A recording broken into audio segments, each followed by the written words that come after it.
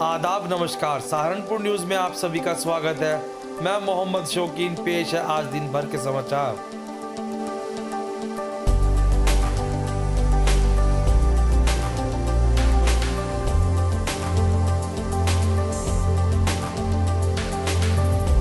थाना मंडी पुलिस ने खुद के पति के अपहरण कर हत्या करने वाली महिला सहित एक अन्य अभियुक्त को गिरफ्तार किया है। गिरफ्तार अभियुक्तों में महजबी पत्नी नसीम निवासी अजीम कॉलोनी सहारनपुर व मोहतरम पुत्र यूनुस निवासी मुगल धतौली शामिल है। पूछताछ में महजबी ने बताया कि उसके अवैध संबंध मोहतरम के साथ थे, जिसकी जानकारी उसके पति को हो गई थी, जिसको लेकर दोनों ने नसीम का अपहरण कर उसको पिरान कलियार ले जाकर उसकी हत्या कर शव को नहर में फेंकना कबूल किया है। अजीम कॉलोनी में ये मृतक रहता था। इसने महजबी नाम की महिला के साथ इसका दूसरा विवाह हुआ था। महिला का दूसरा विवाह था, पुरुष का पहला विवाह था, मृतक का पहला विवाह था। परंतु महजबी नाम की जो महिला है, इसके मोहतरम नाम के व्यक्ति के साथ पूर्व से ही इलिसिट रिलेशन चले आ रहे थे। उसके चलते मृतक के साथ में इससे पूर्व में भी उसने उसको मर्डर करने का प्रयास किया, जहर देकर के मारने का प्रयास किया, परंतु किसी तरीके से व्यक्ति बच के चला आया और इनमें पैचअप हो गया। यह घटना 19/10 की है। 19/10 पे महिला ने अपने लवर के साथ मिलकर के, मोहतरम के साथ मिलकर के एक ऑटो के माध्यम से ये इसको खाने में कुछ नशीला पदार्थ देकर के पिरान कलियर लेके गए। वहाँ पर गंग नहर में, जैसा कि इनके द्वारा बताया गया, उसके हाथ पीछे बांध करके, क्योंकि वो ऑलरेडी नशे में था, उसको पानी में फेंक दिया और उसके बाद ये लोग वापस लौट आए। इसमें SHO मंडी और सिटी फर्स्ट की महत्वपूर्ण भूमिका रही। इस केस को प्रूव करके जब ये मुलजिमा को पकड़ा गया तो इसके द्वारा सारी सच्चाई उगली गई। उसके आधार पर यद्यपि गंगा नहर में ट्रेस किया गया है, उस समय काल के दौरान में जो बॉडीज़ उसमें मिली हों, जिनका पंचायतनामा पोस्टमार्टम किया गया हो, उनमें से कोई मृतक से मिलान करती है अथवा नहीं। एक अभी संज्ञान में आया है कि एक वस्त्र जो रखे हुए हैं वहाँ पे, जिसका पोस्टमार्टम होने के बाद क्रिमिशन हो गया है, उसकी मृतक के पिता ने पहचान करी है। उसको हम एविडेंस के रूप में ले रहे हैं और आइडेंटिफिकेशन के लिए और जेनेटिक मैचिंग के लिए भेजेंगे, परंतु अभी डेड बॉडी रिकवर नहीं हो पाई है। अलबत्ता दोनों मुलजिमान ने घटना कारित करना स्वीकार किया है और सबसे महत्वपूर्ण आई विटनेस जो कि ऑटो ड्राइवर है, उसके द्वारा बताया गया कि 800 रुपीज़ में इन्होंने के द्वारा ये किराए पर ले जा करके उसको वहाँ पे फेंका गया। उसको ये बताया गया ऑटो ड्राइवर को कि ये व्यक्ति मृतक जो है अन्य किसी रिश्तेदार के साथ चला गया है। तो उससे जो बातचीत की गई, उससे भी इस बात को पुख्ता सबूत मिले हैं कि गंगा नहर में इनके द्वारा उसको फेंक दिया गया। अभी हम लोग तस्दीक कर रहे हैं, डेड बॉडी को रिकवर करने का प्रयास भी कर रहे हैं। थाना सदर बाजार व सर्विस लांस की संयुक्त टीम ने 5 नवंबर को उत्तराखंड कॉलोनी में हुई राव दिलशाद से हुई लूट में शामिल 2 लुटेरे विनय शर्मा पुत्र अरुण शर्मा निवासी शामली व सद्दाम पुत्र जिंदा हसन सहारनपुर को 2 अवैध तमंचे, 315 बोर, 3 जिंदा कारतूस, लूट के 25,510 रुपये, 1 मोबाइल, 1 ड्राइविंग लाइसेंस व 1 आधार कार्ड की छायाप्रति के साथ गिरफ्तार किया है। मामले का खुलासा SP सिटी प्रबल प्रताप सिंह ने पत्रकारों से वार्ता कर दी।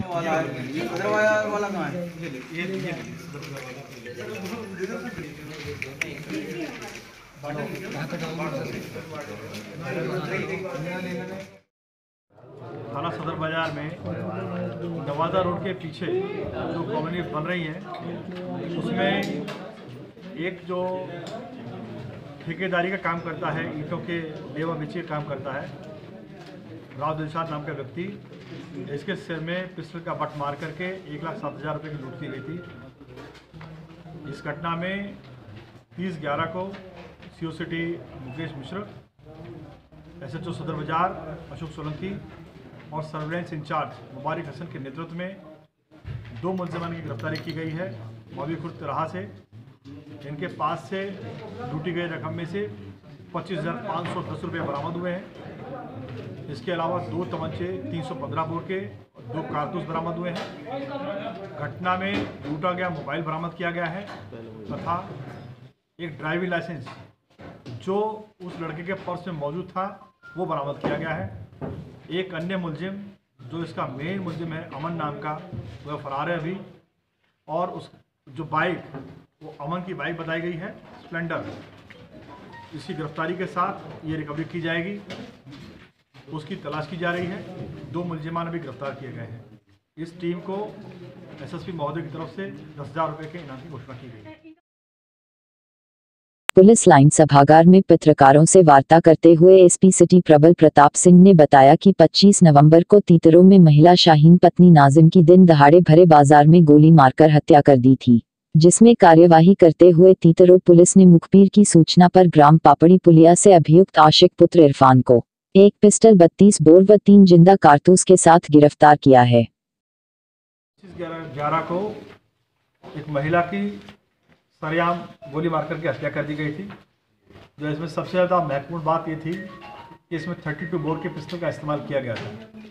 और किसी महिला की हत्या हो जाना सार्वजनिक रूप से अपने आप में बहुत सेंसेशनल होता है। एसएचओ विनोद कुमार सिंह ने इस अनआइडेंटिफाइड अननोन हत्या में महत्वपूर्ण सुराग दृष्टि करते हुए आसिफ नाम के बदमाश को गिरफ्तार किया है। इसके कब्जे से 32 बोर का पिस्टल मिला है, जो कि घटना में इस्तेमाल किया गया था।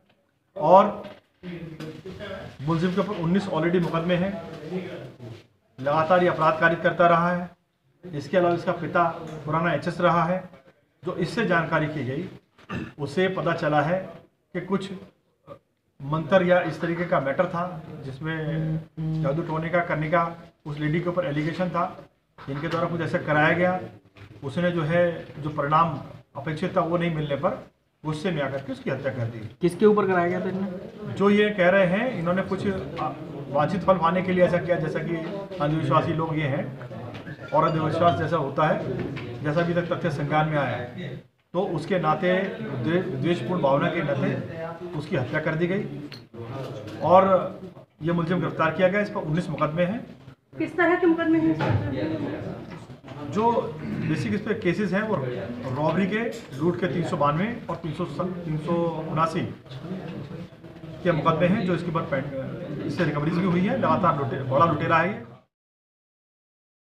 कांग्रेस के कार्यवाहक जिला अध्यक्ष जावेद साबरी के निवास पर आज पत्रकारों से वार्ता करते हुए कांग्रेस के प्रदेश उपाध्यक्ष इमरान मसूद ने जिला प्रशासन पर अल्पसंख्यक समुदाय के लोगों के वोट काटने का आरोप लगाया और कहा कि इस मामले की शिकायत चुनाव आयोग से करेंगे और अगर कोई कार्यवाही इस मामले में चुनाव आयोग नहीं करता है तो वह सुप्रीम कोर्ट में जाने का काम करेंगे। पत्रकार वार्ता के दौरान बेहट विधायक नरेश सैनी, देहात विधायक मसूद अख्तर, कार्यवाहक जिला अध्यक्ष जावेद साबरी सहित अन्य लोग मौजूद रहे। देखिए, ये जो वोटर लिस्ट पुनरीक्षण के अंदर गड़बड़ी का एक इशू हमने 3 दिन पहले उठाया था, उस संबंध में आज जिला निर्वाचन अधिकारी द्वारा बैठक भी आहुत की गई और ये आश्वासन भी दिया गया कि उक्त पूरे हमारे उठाए गए बिंदुओं पर बिंदुवार जांच कर वो इसका निस्तारण करेंगे। क्योंकि एक बहुत गंभीर विषय है। हमें लगता है कि सहारनपुर में हमने पकड़ लिया, बाकी जगह पकड़ में आया कि नहीं आया, इसकी उच्च स्तरीय जांच होनी चाहिए। केंद्रीय निर्वाचन आयोग को इसका संज्ञान लेकर के इसकी उच्च स्तरीय जांच कराए और अगर इस प्रकार की लोगों के साथ ज्यादती हुई है, उनके वोटों को वोट के अधिकार से वंचित करने का प्रयास हुआ है, तो इसमें कड़ी कार्रवाई हम अपेक्षा करते हैं कि केंद्रीय निर्वाचन आयोग करने का काम करेगा। अगला क्या स्टेप है? देखिए, अभी हम इंतज़ार करेंगे थोड़ा, क्योंकि मैंने शीर्ष नेतृत्व को पार्टी के इससे अवगत करा दिया है और तेलंगाना आंध्रा के अंदर भी इसी प्रकार की कोशिश की गई थी और उसमें एक पार्टी सुप्रीम कोर्ट गई थी और सुप्रीम कोर्ट की निगरानी के अंदर वो काम संपन्न हुआ।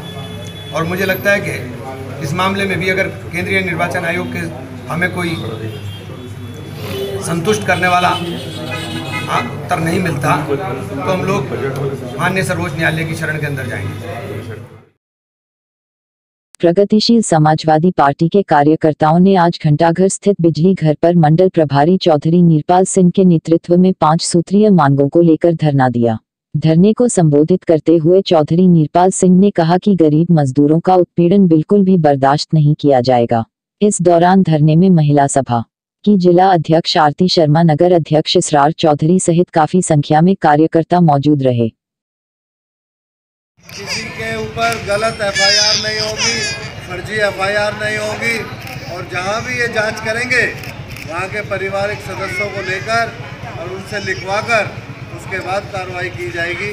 ये जो प्रताड़ना कर रहे हैं, प्रताड़ित कर रहे हैं, ये अपने आप में बहुत निंदा का विषय है।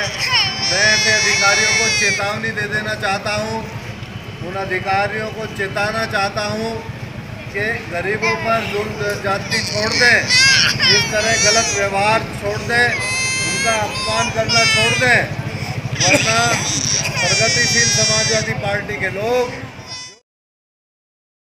मोहल्ला शिराजान में आज नगर विधायक संजय गर्ग ने विधायक निधि से तैयार हुई सीसी सड़क का फीता काटकर उद्घाटन किया। इस दौरान संजय गर्ग ने कहा कि राज्य सरकार के खोखले वादों से जनता बेहाल हो चुकी है, विकास कार्य बिल्कुल ठप है और मेरी कोशिश है कि अपनी विधायक निधि से महानगर के जो क्षेत्र विकास से अछूते हैं उन में कार्य पूरा कराने का काम करूं। इस दौरान नगर अध्यक्ष आजम शाह, मुस्तकीम राणा, फहाद सलीम सहित काफी संख्या में क्षेत्रवासी उपस्थित रहे। सामने आ जाएगी, सामने आजम भाई, सामने को आ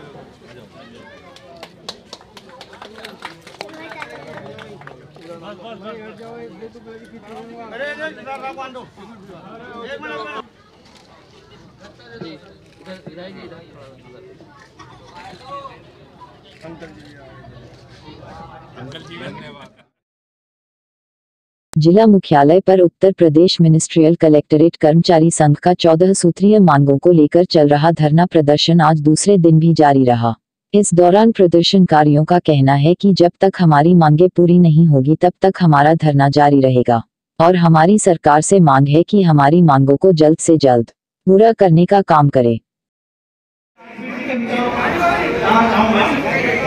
राजवीर सिंह जी ने जो कल आपको एनपीएस के बारे में, पुरानी पेंशन बहाली के बारे में जो एक छोटी सी सूचना दी थी, उसके बारे में मैं थोड़ा सा विस्तार से आपको बता दूं। पुरानी पेंशन बहाली के बारे में वेस्ट बंगाल की सरकार ने पुरानी पेंशन व्यवस्था बहाल रखी है और दिल्ली सरकार, दिल्ली प्रदेश की जो सरकार है उसकी बहुत अच्छी पॉजिटिविटी पुरानी पेंशन व्यवस्था बहाली के बारे में।